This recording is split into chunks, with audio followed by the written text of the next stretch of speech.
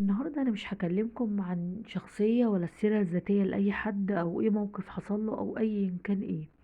النهاردة أنا هكلمكم إن إزاي كان صعب جدا الحصول على الكومبارس. عايزة أقول لكم دي كانت مشكلة وعائق كبير جدا، وكانت بالنسبة الريجيسير ده اللي هو بيروح ينقي الأدوار. إيه يناسب ده إيه؟ يعني الممثلة دي يناسبها الدور ده في إيه؟ هل هتتقنه؟ دي هتناسبها في إيه؟ دور إيه؟ تلميذة، طالبة، بنت باشا، بنت بيه، راقصة في مالها ليلي. هو ده كان دوره. ليه بحكي لكم؟ لان الريجيسير قاسم وجدي طلع وقال: انا كنت فعلا في بدايه السينما المصريه كانت بتقابلني مشكله ان انا الاقي كومبارس، لان الكومبارس كان عمله نادره، وكنت بحث علشان الاقي كومبارس. فانا كنت في بداياتي، وكمان كنت بنخرج للمواقع الاصليه، يعني مثلا يخرج في اماكن طبيعيه على والشوارع علشان يصوروا فيها قبل ما يظهر اي استوديو او يتبني اي استوديو. والاستوديو طبعا انتوا عارفين بيبقى فيه الحارات وكده، يعني ماكيت كده للحارات والحاجات اللي هي بتبقى في العادية، الشارع العادي يعني.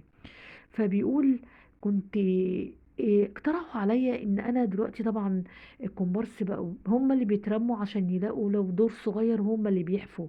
وكان الاول كان في الزمن القديم الجميل كان مجلة كواكب، عن طريق صورة، عن طريق المخرج ممكن يعرف حد ده بالصدفة، يلاقيه في الايه المكان المناسب، او اكتشاف كده بالصدفة.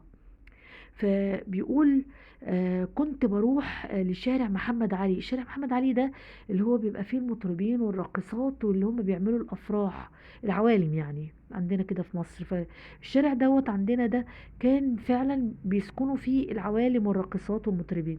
فكان بينزل علشان ياخدهم ككومبارس ويشاركهم في الافلام.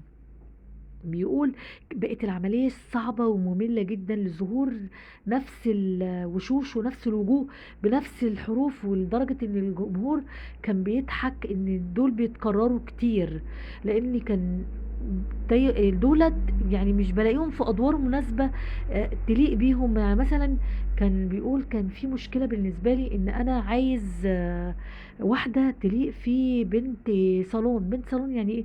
بنت أرستقراطية، بنت باشا، يعني بنت يعني تناسب دور تلميذة، طالبة، بنت ناس كده يعني، في حاجة بتناسب حاجة، يعني كل حد بيبقى ليه دوره مناسب ليه. فبيقول: فمش عارف اعمل ايه. فروحت النادي الروسي، علشان النادي الروسي دول كان فيه الاميرات والبرنسيسات والبنات اللي هم البنات البشوات والبهوات، وكانوا جايين وهربانين من الثورة الروسية. وبالفعل رحت ولقيتهم، ولقيت البنت المناسبة علشان اخدها في المكان اللي هو تطلع بنت باشا وارستقراطية، بنت ناس اغنياء يعني. فبيقول: كنت بدي للي هم الراقصات في عوالم اللي هم بتوع شارع محمد علي، كنت بديهم 15 قرش او 10 قروش في الوقت ده. لكن الفتيات الروسيات دول كنت بديهم 50 قرش، ويمكن نحصل 70 قرش او 60 قرش، حاجة زي كده، او جنيه، حاجة زي كده.